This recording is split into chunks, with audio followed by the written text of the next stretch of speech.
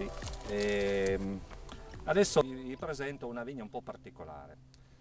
Noi la chiamiamo la vigna del Lancin, dal soprannome del vecchio proprietario, ed ha una caratteristica unica, almeno per quanto io ne so, qui nel nostro Canavese, forse in tutto il Piemonte, di essere ancora piantumata al 90% con viti su piede franco.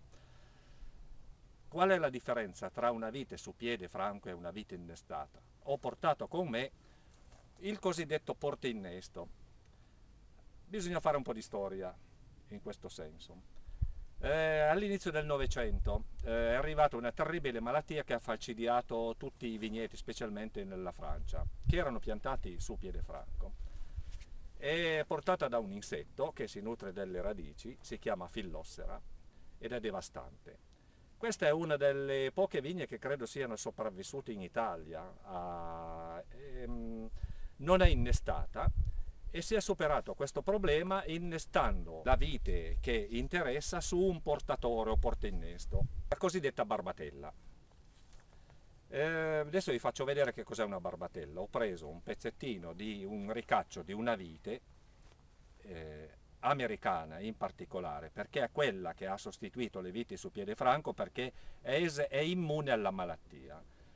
E allora si innestra e vi faccio vedere com'è l'innesto. Ho preso una marza di una vite americana e vi faccio vedere come si prepara una barbatella. Innanzitutto si accecano le gemme così, salvo che l'ultima, perché da quest'ultima qua uscirà la radice, anzi il gruppo di radice che si sparpaglierà in modo a raggiera. Ecco, qui bisogna sottolineare la differenza sostanziale tra una vite innestata su porta innesto, cioè vite americana, e il vite su piede franco, è che questa ha la capacità di svilupparsi molto più velocemente ed è molto più produttiva, mentre la vite su piede franco ha minor produzione, impiega più tempo a diventare adulta, però una qualità dell'uva, una resa minore e una qualità dell'uva maggiore.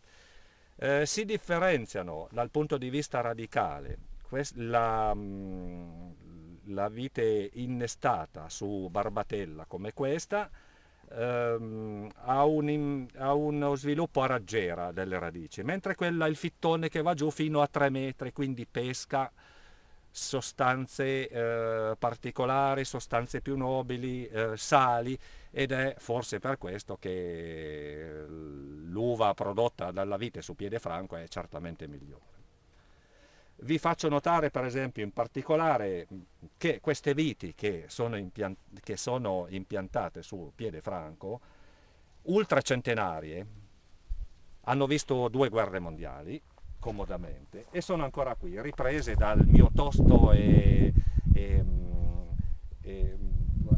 vicino di vigna, che si è incaponito per riportarli in produzione. Ecco, guardate per esempio questa vecchia vite mezza,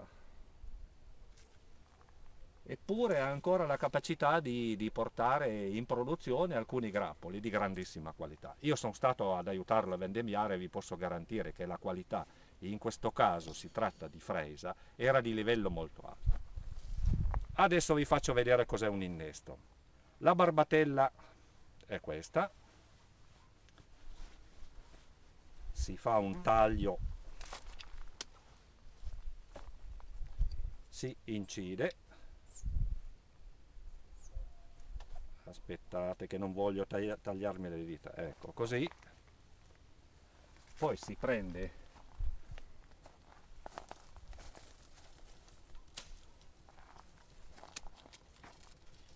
una gemma come questa, di qualità della quale si vuole innestare. Si fa una specie di cuneo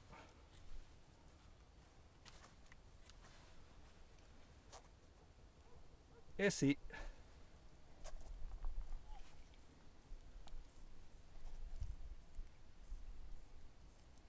inserisce così. Giralo, fallo vedere attentamente.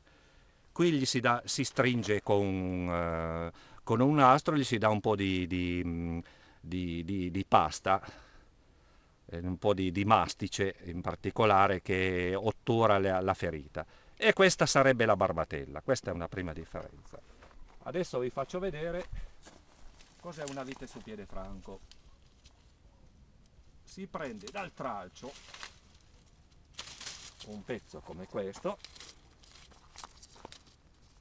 se ne ricavano dalla parte dell'anno precedente una porzione di circa 2 centimetri. Si tiene questa gemma, che è l'ultima, perché di qui uscirà il fittone, la radice, quella che spiegavo, che in modo particolare scende in modo verticale, e si accecano le altre per una lunghezza di circa 35 centimetri o giù di lì. Ecco, qui si lascia una gemma, questa germinerà. Questa è la vite su piede franco e questa è la vite innestata. La differenza è tutta qua, ma questa mantiene i caratteri genetici unici, cioè questa pianta, una volta che attecchisce, sarà esattamente uguale alla vite madre.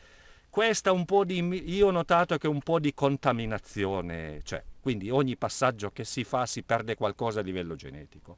Alcuni dicono di no, ma io ho potuto osservare che il primo ricaccio, le foglie tendono ad assomigliare alla parte, un po' alla parte del portainnesto, e che non è poco, quindi sospetto che un minimo di...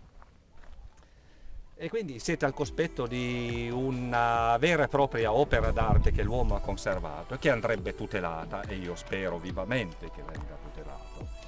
È un patrimonio che ci appartiene a tutta la nostra comunità e non solo. Per concludere, a mio modesto parere, una vigna piantumata su piede franco in questa zona dove c'è terreno ghiaioso ha capacità